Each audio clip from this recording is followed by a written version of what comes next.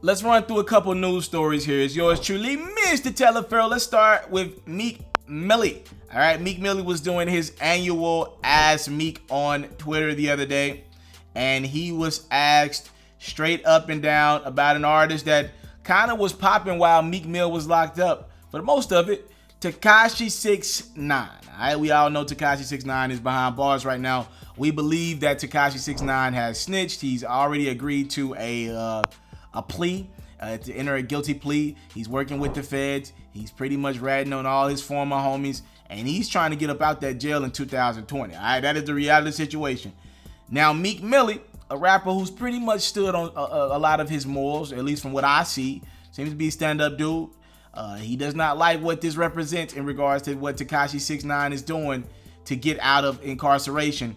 He was asked, how do you feel about Tekashi 6ix9ine? And I want to make this clear. This is Meek Mill's Ask Meek. So he controls the narrative of what questions to answer or not. So he went out of his way to answer this question, obviously to prove a point.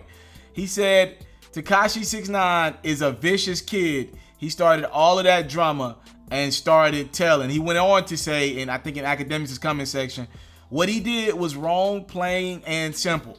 Troublemaking, clout chasing. Don't follow that path, young kings. Y'all be great. So y'all let me know what y'all think about what Meek Mill said about Tekashi 6ix9ine. Do you agree or disagree? Also, speaking of clout chasing, Yo Gotti, a friend of Meek Millie's, he doesn't really talk much on social media. So, you know, when the people who don't say much actually talk, you know, you listen to what they say because they clearly wanted to get a message across. He posted this on his Instagram account, a picture of himself, but the message and the caption, I think it was quite telling about where he's at with it right now. We know he lost Keon in 2000, end of the last year, 2018. Keon, a close friend of Yo Gotti, is his A1 day one type dude that's behind bars for a situation in Charlotte.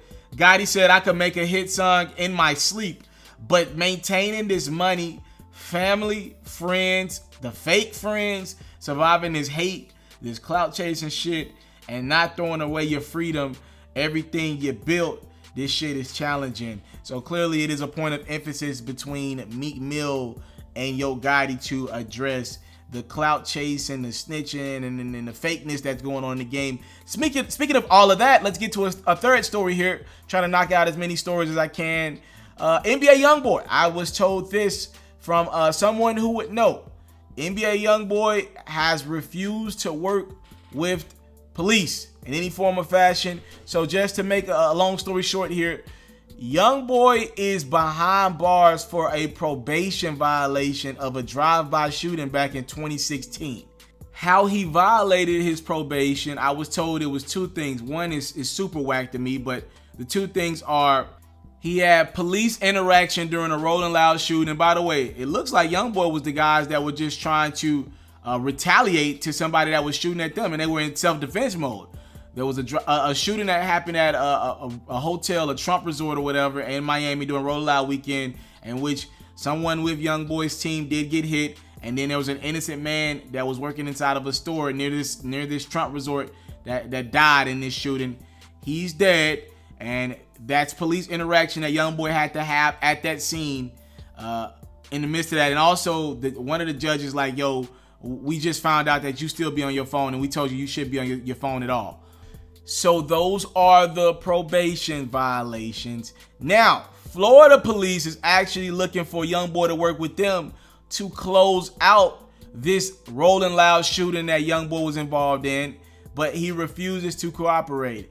I don't know 100% if YoungBoy cooperating for that Florida shooting, would that help his probation violation in Louisiana? I don't know if you could. Somebody who's legally more savvy than I am, I don't even know if you can combine those teams. My guess is no. Right? But I've been told YoungBoy refuses to work with law enforcement officials to help his situation in Miami. They're pinning that shooting of that innocent man on somebody. All right? And YoungBoy's made it clear, like, yo, we got shot at, not we were doing the shooting. But the police are like, yo, we know you were involved in it. You know who shot at you. You won't tell us. If you don't start talking, we're going to try to pin it on you and your team. So young boy, again, dealing with the legal system in Florida and Louisiana. The probation violation is in Louisiana, but it's an ongoing shooting case in Florida. You know they trying to close that thing, and they've asked young boy for help a couple times while he's locked up in Louisiana, and he's refused to work with the Florida police. So we'll see how that situation plays out.